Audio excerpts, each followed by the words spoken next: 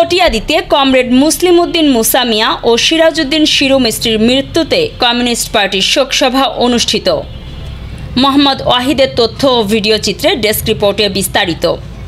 কটিয়াদী উপজেলা কমিটির সভাপতি কমরেড সেলিম উদ্দিন খানের সভাপতিত্বে অনুষ্ঠিত সভায় প্রধান আলোচক হিসেবে বক্তব্য রাখেন কেন্দ্রীয় কমিটির প্রেসিডিয়াম সদস্য কমরেড কাজী সাজ্জাদ জহির চন্দন।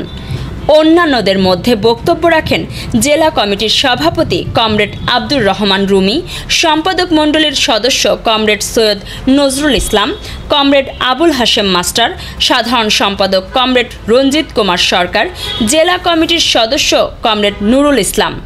স্বাগত বক্তব্য রাখেন কটিয়াদী উপজেলা কমিটির সাধারণ সম্পাদক কমরেড মোস্তফা কামাল নান্দু।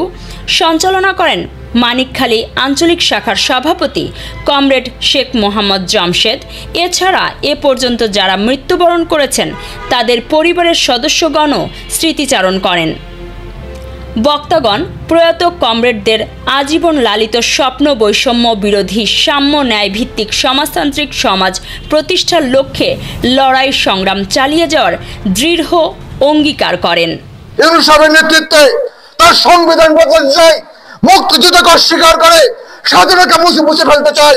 আমরা কমিউনিস্ট পার্টি বলতে চাই, এই ষড়যন্ত্র কমিউনিস্ট পার্টি রুখে দাঁড়াবে। আমরা তরুণ প্রজন্মের কাছে আহ্বান জানাচ্ছি, আসুন বন্ধুরা, কমিউনিস্ট পার্টির সামনে দিন আসছে, এই দেশে অবশ্যই কোনোদিন আমরা স্বাধীনতার পরাজিত শক্তিকে মানব না। চুরি, দাঁড়িয়ে বাটপাড়ি, দলীয় সন্ত্রাস, খুন, জখম ইত্যাদি বন্ধ করার জন্য এই জুলাই আগস্ট অভ্যুত্থান হয়েছে, হাসিনার পতন ঘটানো হয়েছে। কিন্তু দুর্ভাগ্যজনক ভাবে আমরা যিনি আজকে রাষ্ট্র ক্ষমতায় জনাব ইউনূস সাহেব, উনি একটা আমেরিকার এজেন্ট দালাল হইয়া জামাত শিবির রাজাকার এনসিপির কাঁধে ভর করে আজকে রাষ্ট্র পরিচালনা আমরা হারিয়েছি। তাদের স্বপ্ন সাদা আমরা পূরণ করি।